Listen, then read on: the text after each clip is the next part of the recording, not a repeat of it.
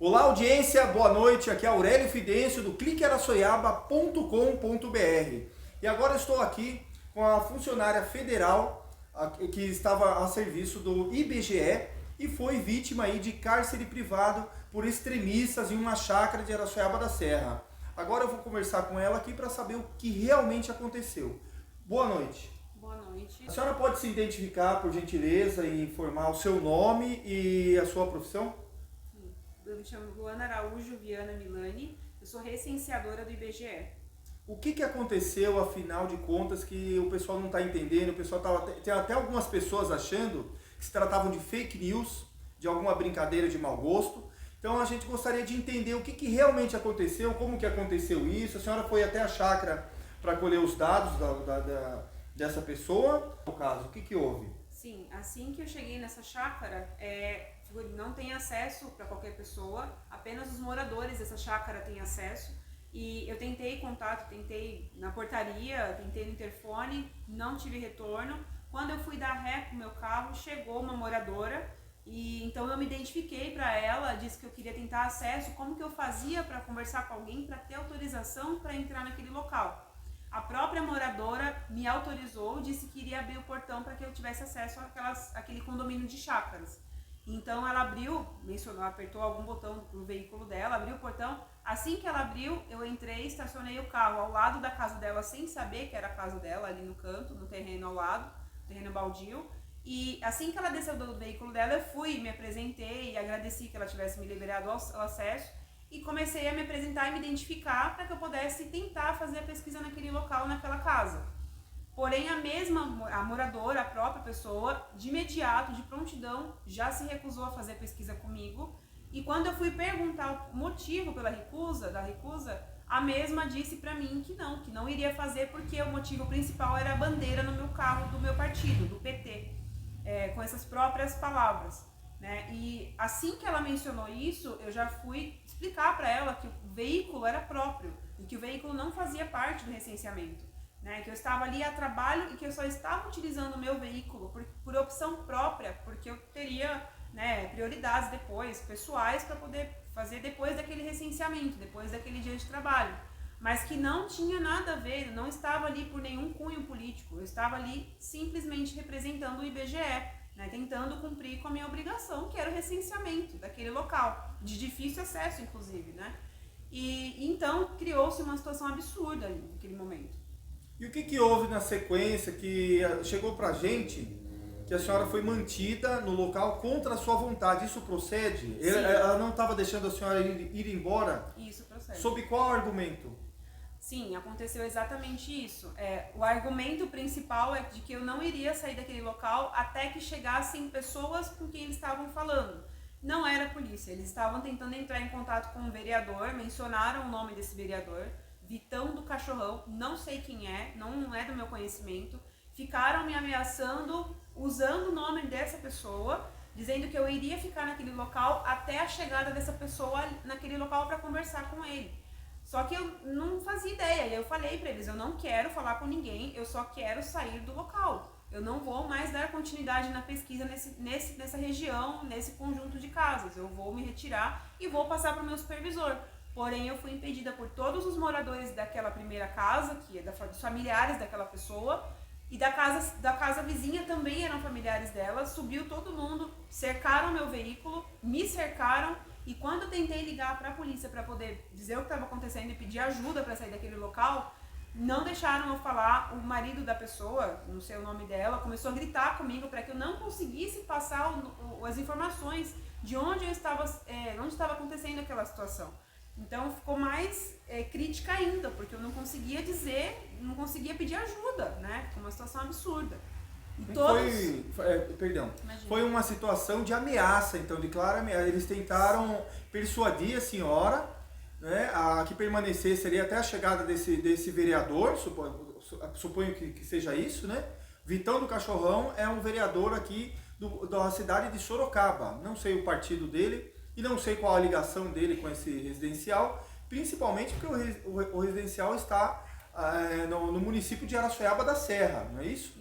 E o Vitão do Cachorrão é vereador de Sorocaba. Ainda que fosse de Araçoiaba da Serra, não faz sentido algum, porque a recenseadora estava devidamente identificada, o veículo que ela utiliza é um veículo particular, portanto, não tem nenhum motivo para ela estar adesivando o veículo ou desadesivando, é de uso particular. Ela usou para se deslocar até o local, para aí sim prestar o serviço de recenseadora, a serviço aí do governo federal. Então essas pessoas cometeram um crime, né, mantendo essa funcionária federal no local contra a vontade dela. Porque a partir do momento que ela foi hostilizada e não se sentiu segura mais para permanecer no local, ela optou por deixar o local e ir embora e não realizar mais a pesquisa ali. Mas ela foi impedida de deixar o local e foi impedida de buscar socorro junto à Polícia Militar.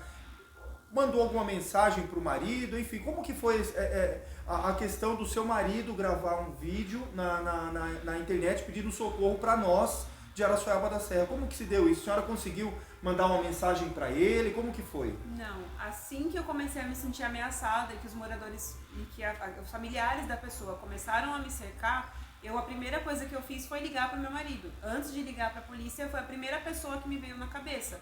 Porque eu sabia que ele ia me ajudar de alguma forma, ou me orientar o que fazer, porque eu fiquei completamente desnorteada.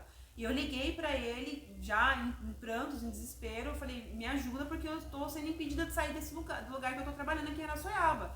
E aí ele falou, nossa, vou tentar te ajudar, liga pra polícia, chama a polícia. E aí nisso eu desliguei o telefone e já fui tentar ligar pra polícia, só que eu tava tão desesperada que eu liguei pro 192, pro 191 e depois eu acertei o telefone da polícia, porque eu tava completamente apavorada.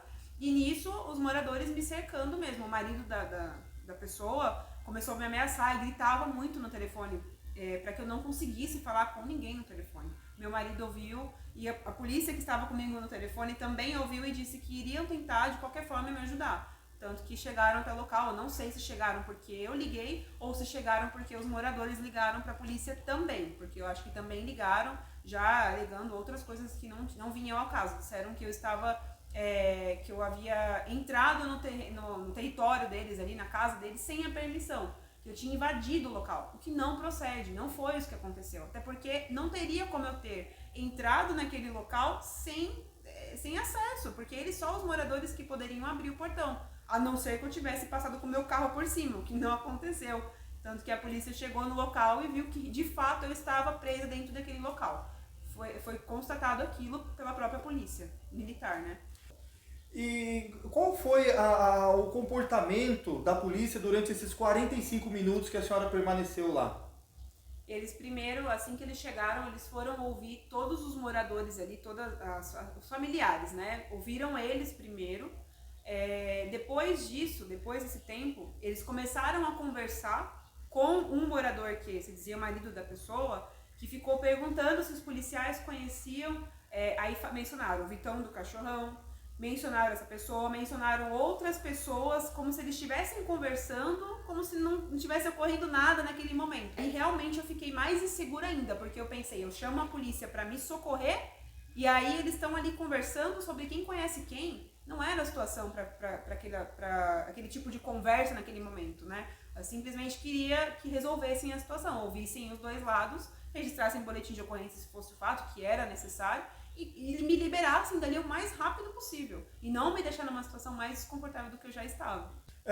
A coisa toda, a senhora falou que foi 45 minutos após a chegada da PM, mas qual o período total que a senhora permaneceu no local contra a sua vontade? Se estendeu porque quando eu cheguei no local ainda nem tinha dado meio-dia, faltava pouco para meio-dia, né? E da hora que se iniciou essa confusão até a hora que eu fui liberada de fato para pegar o meu veículo e sair de lá, quando eu saí já eram 3 da tarde. 3 horas mantida no local contra a sua vontade.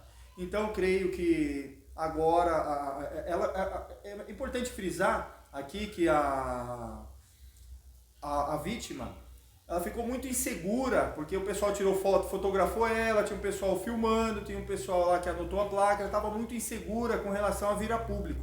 Então a gente entrou em contato com ela, dissemos que ela não está sozinha, passamos para nossos colegas da TV, das grandes mídias aí da região, passamos o caso para que se ganhe notoriedade, e a gente conversou também com as lideranças aí partidárias que também se solidarizam aí com esse crime e vai estar dando todo o suporte para ela aqui, para que isso não fique impune.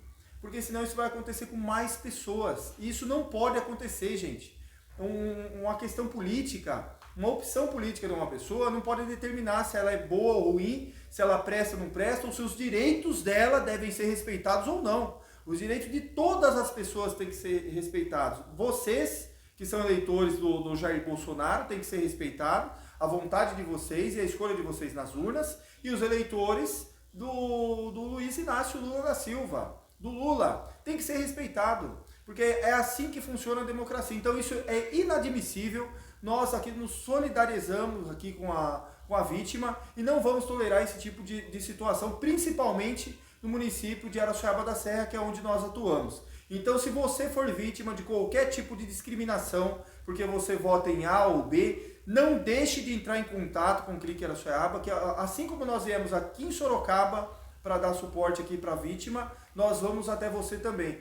Ou você vindo a público mostrando o rosto, que ela está de parabéns de agir dessa forma, ou se você estiver inseguro, preferir fazer uma denúncia anônima, nós vamos até você. O que não pode acontecer é esse tipo de situação ser minimizado e tratado como de forma natural, porque não é natural. O respeito das pessoas, o direito das pessoas tem que ser respeitado. A senhora gostaria de falar mais alguma coisa a respeito dessa situação, deixar um recado aí para as pessoas? Não, só que também um dos motivos que me fez vir a público e realmente falar tudo o que aconteceu, esclarecer, é não só para que eu me sinta, né, representada, para que eu tenha meus direitos, faça valer os meus direitos, né, mas também porque tem outros recenseadores que também podem passar pela situação, e eu gostaria que isso não acontecesse com mais ninguém, porque isso não foi uma situação agradável de ter acontecido e para ninguém seria uma coisa confortável, né.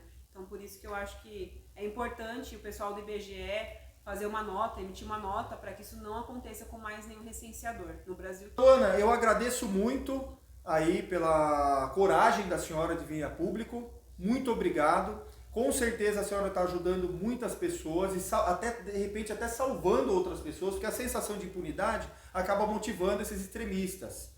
Então, a senhora vindo a público e contando o seu caso, eles vão ver que não vai passar impune e vão pensar duas vezes antes de fazer para outras pessoas. Então, muito obrigado, senhora Luana, pela sua coragem e vá adiante. Busque todos os seus direitos, faça o boletim de ocorrência, entre na justiça, peça reparação, porque é seu direito. A senhora estava como funcionária federal, fazendo o seu serviço honestamente e a senhora foi hostilizada por motivo banal. Então, muito obrigado, eu agradeço. E boa sorte para a senhora. E precisando da gente, não hesite em entrar em contato.